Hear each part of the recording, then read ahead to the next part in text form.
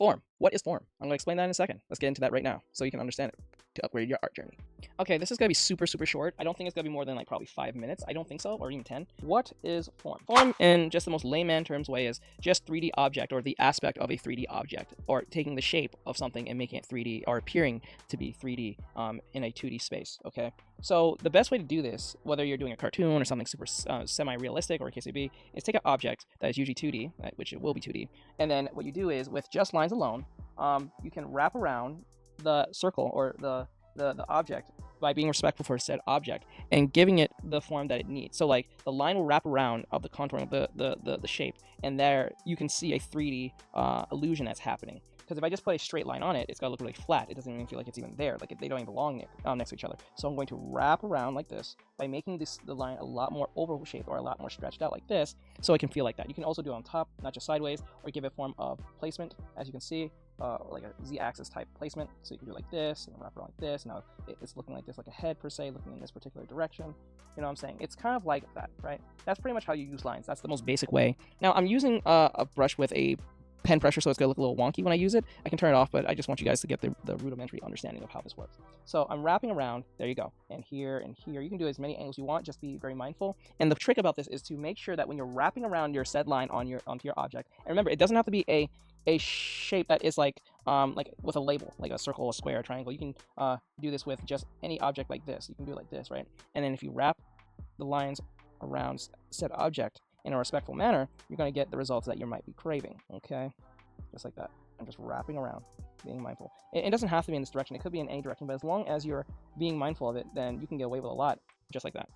Okay, I know it looks kind of silly the way that shape looks, but like it is what it is. So if you do it that way, you can, and practice this with your forms when you're doing, if you're drawing like hands, eyes, nose, ears, mouth. Just give it a try. You know, you'll be surprised how much you can find 3D aspects of something when you're doing it 2D wise, a 3D illusion in it by using just lines alone. We're going to shadow and light. Now shadow and light is easy because it's literally just the opposite of each other. So how this works is it's not really about the shadow or light. It's more of the edges, per se. Not to make a joke, I know some of you might make a joke in the comment section about edges, but edges, right?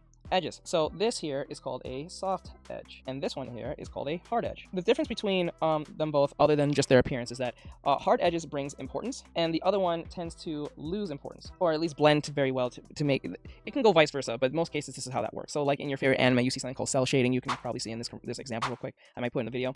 Cell shading is like those hard edge. There's no sense of blending whatsoever. And then with blending, like more semi-realistic, I'll show like some Instagram artist that has this very thing, and I'll point out here and there up on the screen as an example. The soft edges tends to give it more of a 3D aspect based on where the light is being placed, or where the shadows are illuminating, per se, on that sense. Now, like I said, we have our light and shadow, but this time we're not going to draw it out, we're going to paint it. So how this works, I'm going to put a color in here.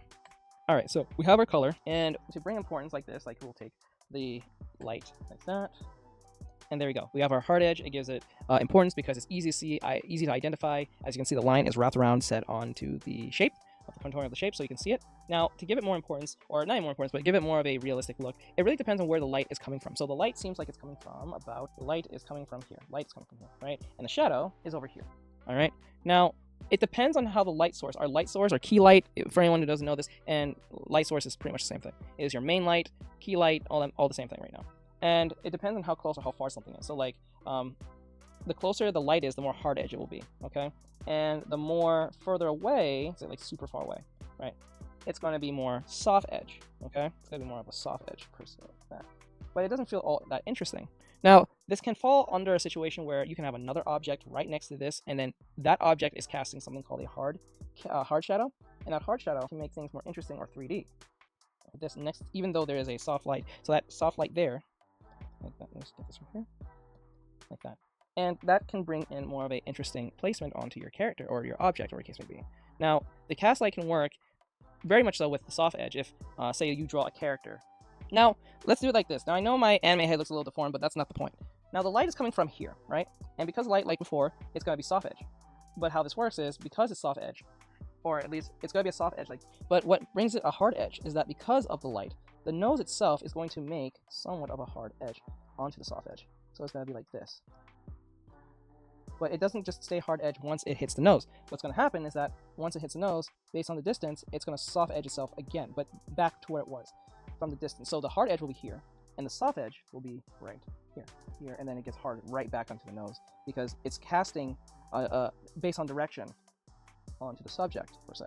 So that's pretty much how that works. Now, there is like another hard edge that you can put in here for like for the eye and stuff, but I didn't put a lot of emphasis on that right now because that was not really important. It was just for the understanding of how this works. Now, there's other things that comes into play to this, like values and the idea of like balanced light, reflected light, all that stuff, but we'll talk about that in a future video. I'm just telling you what forms are just basically for just beginners in general. Like I said, there's a video out over my head that I did this before. If you want to watch that, that might be more simplified based on the terms I'm going to mention, or I mentioned already, but if you want to just hear from this, that's perfectly fine as well. So that's pretty much what that is. It's not as hard as you probably may think. Form is just a simpler way of making things seem 3D based on using either lines, depending on what your aesthetic is, or also using light and or shadow. So that's pretty much the whole gist of that. It's nothing too hard edge into that, no pun intended with that, but that's pretty much what that is. Just to recap quick, we just talked about forms and lines and how they work, alongside a little bit of shadow and light and how edges are actually applied. We made it very basic, so we'll go in more complex, advanced topics on that in the future videos and stuff like that, so look out for that. Please leave your comment and everything at the bottom, or any suggestions. I'll look through them and answer them as if I can, and all that great stuff. So with that said, I'll see you guys in the next one. All right, guys. Bye-bye.